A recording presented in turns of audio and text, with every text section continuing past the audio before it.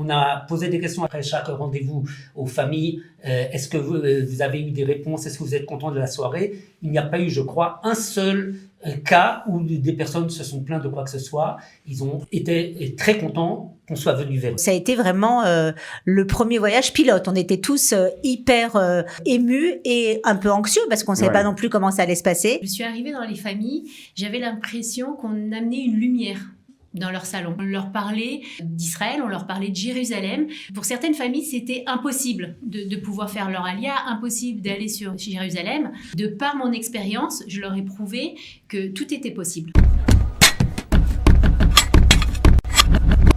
La première édition de Tzion Bassalon a eu lieu il y a quelques semaines en France, à Paris et dans d'autres villes, et nous sommes très curieux de connaître comment ça s'est passé. Et pour cela, nous avons des invités en studio. Bonjour Sylviane Baour. Bonjour Olivier. Vous êtes responsable à la tête de ce projet, un projet d'ailleurs avec la mairie de Jérusalem et Qualita.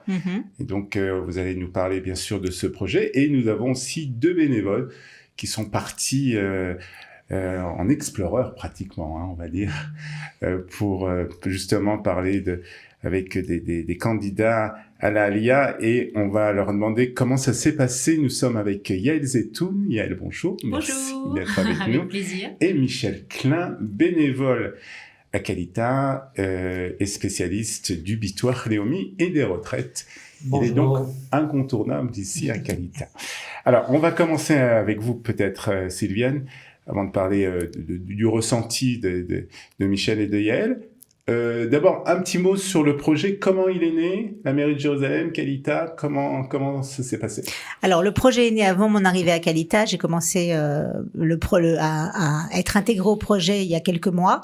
Le projet a été mis en place à la fin de l'été 2025, et nous avons commencé le premier voyage en septembre, avant les fêtes de Rosh Hashanah. On a fait des recherches pour savoir si les gens seraient intéressés par un Tzion Bassalon, c'est-à-dire envoyer des bénévoles qui vivent à Jérusalem, parce que le projet est pour Jérusalem pour le moment, et savoir si les gens seraient intéressés de recevoir des personnes bénévoles vivant à Jérusalem qui seraient prêts à ouvrir leur salon pour qu'on puisse leur parler d'Alia et répondre à leurs attentes, à leurs questionnements, à leurs inquiétudes, s'il y en a ou pas. C'est des rencontres de proximité, en fait. Des rencontres de proximité, des entretiens de pré-Alia ou d'intérêt général sur Jérusalem, en toute sympathie et empathie, on va dire.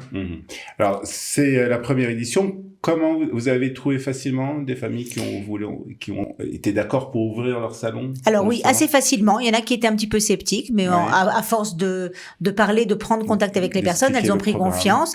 Et ça a été vraiment le premier voyage pilote. On était tous hyper émus et un peu anxieux parce qu'on savait pas non plus comment ça allait se passer. Voilà. Donc vous étiez à Paris, aussi en région parisienne, à Strasbourg et à Nancy. Nancy. Ouais. C'est bien aussi de C'est partir génial. dans ces... L'idée, c'est de toucher toutes les personnes intéressées de près ou de loin, mais plutôt de près, à partir et émigrer en Israël. Donc à Jérusalem, bien sûr. Le projet est vraiment tenu par la mairie de Jérusalem et par Qualita en association. Donc oui, c'est le thème pour l'instant, Jérusalem. Donc vous avez réalisé 15 salons, 15 rencontres chez des personnes, donc, et il y a 8 personnes qui sont parties. 8 personnes, dont moi, et une autre personne qui travaille chez Qualita, donc 6 bénévoles. 6 bénévoles. Il y a beaucoup de monde qui souhaite participer au projet. Donc on espère que ça va faire boule de neige et qu'il y aura de plus en plus de personnes, et les bénévoles qui sont partis veulent repartir. Alors, parmi ces bénévoles, on a Yael et Michel. Alors Michel, on le connaît un peu plus parce que voilà, si vous venez un peu à Qualita, au Hub de l'emploi, vous pouvez le rencontrer assez souvent. Yael, elle est bénévole aussi. Comment ça se passe pour toi, Yael? Comment tu entends parler de ce projet et qu'est-ce qui te donne envie d'y participer? Sylviane m'en a parlé et j'ai trouvé effectivement que c'était une très très bonne idée. Sachant que moi, je suis arrivée à Jérusalem il y a 6 ans et je ne connaissais personne, je ne connaissais pas la ville de Jérusalem. Donc, quand on est arrivé, effectivement, on avait fait une petite étude avec mon mari et on est tombé vraiment amoureux de cette ville. Pourquoi vous avez choisi Jérusalem? Si vous ne connaissiez pas, si vous n'aviez pas spécialement de personnes ici, de famille, comment c'est fait? Première réponse, la température. C'est important. Voilà, première réponse température. Et puis après, faire son alia. Effectivement, Israël, c'est un pays magnifique, mais faire son alia, c'est pas que la mer, c'est vraiment une vie, c'est un travail. Il y a quelque chose derrière l'alia. Il y a pas, c'est pas que vacances. Et effectivement, moi, quand je suis venue avec mon mari, vraiment pour faire un voyage d'études sur Jérusalem, on est vraiment tombé amoureux parce que il y a tout. On s'est vraiment renseigné et c'est donc une ville riche et enrichissante. Vous aviez envie de partager cette expérience avec d'autres personnes. Tout à fait. C'est ce que vous avez fait. Et effectivement, parce que c'est vrai qu'arriver à Paris et en région parisienne, puisque moi c'est ce que j'ai été dans des familles à Paris et région parisienne, les familles ne connaissent pas Jérusalem. Elles pensent que Jérusalem est une ville religieuse et elles se trompent parce que, effectivement, religieuse, oui, certes, mais c'est pas que. Il y a des universités, il y a des cinémas, il y a des théâtres, il y a des musées magnifiques. Il y a une vie le soir, il y a une vie la journée, il y a du travail. C'est une grande ville, grande et belle ville. Alors, effectivement, c'est la ville sainte et c'est un plus. Ouais.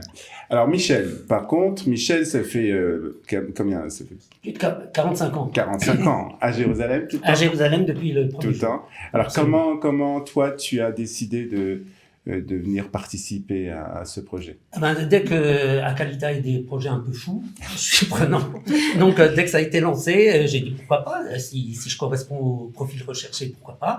Et donc j'ai suivi les formations que Kalita proposait pour partir. Et puis au bout du compte, ça a été une expérience extraordinaire. Donc toi tu as, on va dire, deux avantages. D'abord, tu habites Jérusalem depuis plus de 40 ans, donc tu connais bien la ville, tu peux faire partager ton ressenti avec ceux que tu as rencontrés. Et puis en plus, tu as travaillé au Bitoire Leumi pendant de longues années, donc tu connais bien ce sujet. Et c'est aussi, je suppose, des questions qui ont été posées. Absolument. C'est-à-dire à chacune des 4 rencontres, j'ai eu énormément de questions liées au problème qu'un Olé Hadash, un nouvel immigrant, peut avoir par rapport au Bitoire Leumi. Et il y en a énormément. Et donc, ça, à chaque fois, j'ai cartonné, on peut dire. Ouais. Alors, comment, Sylviane, les familles ont d'abord été choisies et puis surtout, comment elles ont reçu ces bénévoles? Les familles ne sont pas choisies. Les personnes qui prennent contact avec moi ont envie d'avoir des renseignements sur la ville de Jérusalem. Automatiquement, je les inscris. Alors, on leur demande évidemment de ne pas changer de rendez-vous, de ne pas annuler parce qu'on déplace quand même des personnes d'Israël jusqu'en France, hôtel, etc. Donc, ça a quand même un coût. Donc, on demande aussi du sérieux, mais franchement, voilà, de s'engager. Mais franchement, j'ai eu absolument aucun problème avec personne. Les gens étaient hyper contents de nous recevoir et émus aussi de voir des gens qui se déplaçaient de Jérusalem. C'est quelque chose d'assez sympathique d'amener aussi la capitale dans les salons des gens. Donc, ça a un côté un peu intime. Et puis, on arrive à plus percevoir, à plus rentrer un petit peu pas de rentrer dans la vie de chacun, mais essayer de comprendre quels sont les questionnements que chaque famille se pose. Maintenant, moi, ce que j'ai essayé de faire pour que ce soit le plus percutant possible, c'est-à-dire que quand Michel me dit, Michel, il connaît vraiment énormément de choses, il a énormément de connaissances sur la sécurité sociale en Israël. Du coup, j'ai essayé de l'envoyer sur des personnes qui ont c'était vraiment le sujet principal. Yael est allée dans des familles plus, elle a moins de connaissances, on va dire, sur le Bitoire Leumi, mais plus sur sa vie, son expérience. Donc, l'idée, c'est aussi que les bénévoles racontent leur expérience et voilà, pour nous, ça a marché. Exactement.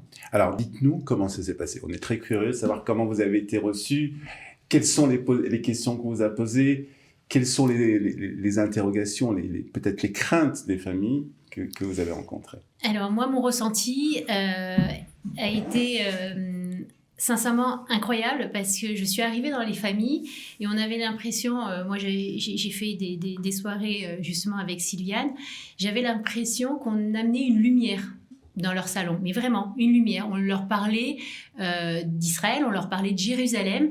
Pour certaines familles, c'était impossible de pouvoir faire leur alia, impossible d'aller sur Jérusalem.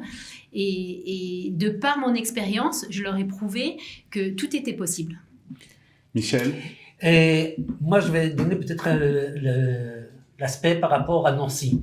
D'une manière générale, en France, la Sornout, l'agence juive, organise des salons. Alors, dans les salons d'Alia, ce sont les gens qui viennent de leur propre initiative. Bien entendu, les salons, ils n'arrivent pas dans des villes comme Nancy. Et d'un autre côté, là, on avait quelque chose d'assez extraordinaire, c'est le salon, on est, nous, allés dans le salon des personnes. Ouais. Et d'abord, une constatation, dans les 4 rencontres auxquelles j'ai participé, il y avait des gens vraiment intéressés par la LIA. Certains avaient déjà ouvert un dossier ou allaient ouvrir un dossier à l'IA. Et donc, ils étaient venus poser des questions et on était là pour leur donner les meilleures réponses possibles. Et on avait bien compris le message de Sylviane. Si on n'a pas de réponse, on leur dit, on n'a pas la réponse, mais vous aurez la réponse par Allo Alia Jérusalem, qui est aussi un projet de la mairie avec Kalita, un numéro de téléphone français ou israélien, qui permet de poser toutes les questions possibles et qui sont ensuite transférées à des spécialistes qui peuvent donner la véritable et bonne réponse. Les craintes des personnes, justement, à franchir le pas de venir s'installer à Jérusalem, en Israël, c'est quoi ? Qu'est-ce qui revient le plus souvent ? Alors, ce qui revient, c'est les enfants. Est-ce que les enfants vont trouver leur place ? Est-ce que les enfants vont pouvoir apprendre la langue ? Est-ce que les enfants vont être épanouis ? Ça, c'est la première chose qu'on a remarqué. Ensuite, c'est pour des personnes qui actuellement sont encore en activité. C'est compliqué. Ils se disent on va lâcher notre travail, on va se retrouver dans un pays, dans une ville qu'on ne connaît pas. Est-ce qu'il y aura du travail ? Alors on leur a expliqué qu'effectivement qu'avec justement avec Kalita, on pourra les suivre. On est là pour ça, nous les bénévoles en tout cas, et Kalita, il y a le hub de l'emploi, donc on pourra les aider. Et puis il y a du travail. Donc et puis il y a également aussi la possibilité de se former. Et donc là, ça c'était vraiment pour moi chez les familles chez lesquelles j'ai été, effectivement c'était ça, les enfants et le travail. L'un des problèmes qu'ils ont, c'est aussi le logement. Le logement est beaucoup revenu et on avait quelques pistes à leur donner par rapport à un projet qui existe à la municipalité de Jérusalem. En dehors de ça, beaucoup de questions, c'était du fait que j'étais un peu représentant de la sécurité sociale israélienne, beaucoup de questions sur quels sont leurs droits et devoirs quand ils arrivent en Israël, et chaque cas est pratiquement un cas particulier, et donc les questions fusaient et les réponses étaient toujours les meilleures possibles par rapport à la personne qui posait la question. Alors j'ai envie de vous poser une question à vous trois. On parle beaucoup de l'ambiance actuellement en France, cette ambiance antisémitisme, anti-Israël, on entend beaucoup de choses. Est-ce que vous avez ressenti un malaise justement des personnes, des Juifs qui sont en France ? Oui, j'ai ressenti, malheureusement, on a ressenti dans certaines familles des malaises et en plus de, non seulement malaise, mais en plus, nous avons appris que s'ils habitaient à un endroit, en fait, c'était un triangle, c'est-à-dire qu'ils faisaient maison, travail, école, maison, travail, école. Et c'est malheureux. C'est triste d'entendre ça. À ce sujet-là, une petite anecdote. Ouais. À Nancy, il y avait une dame qui était prévue, et tout d'un coup, et elle est venue, bien entendu, parce qu'elle était prévue, mais elle a amené avec elle sa fille et son gendre et un petit bébé. Et ils nous ont expliqué, le jeune couple, que la raison pour laquelle ils s'intéressaient maintenant à Israël, c'était le bébé. Parce qu'ils ont eu une petite fille et qu'il n'a pas d'avenir en France. Et donc là, à ce niveau-là, oui, on peut dire que j'ai ressenti le problème de l'insécurité et le problème du judaïsme en France. Sylviane aussi. J'ai ressenti d'autres choses. J'ai mon opinion, moi aussi, sur le fait pourquoi j'ai fait l'ALIA, etc. Et c'est important aussi de dire que là, on n'y va pas pour dire aux gens, faites vos valises et partez.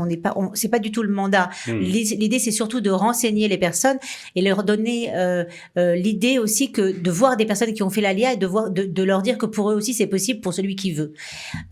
Maintenant, moi j'ai plutôt ressenti le fait qu'il y a des familles qui ont envie, mais qui ont quand même peur, qui ont leurs habitudes, et c'est normal, hein, c'est pas du tout, c'est vraiment loin d'être un jugement, rien du tout, mais c'est vraiment pour expliquer qu'il y a des personnes qui ont vraiment leurs habitudes et c'est dur de tout arrêter et de tout commencer, pas recommencer, commencer quelque chose de nouveau. C'est plutôt ce genre d'impression que j'ai ressenti. Bon, on a l'impression, en tout cas, même c'est plus qu'une impression, c'est une réalité que c'était un succès cette première édition. C'était un succès. Hein, oui, c'était indéniablement. Ah oui, c'est un succès. D'ailleurs, il y a des personnes qui vont venir pour visiter Jérusalem au mois de décembre. Et oui, pour moi, c'est un succès. Vous êtes prêts à repartir? Ah, mais complètement.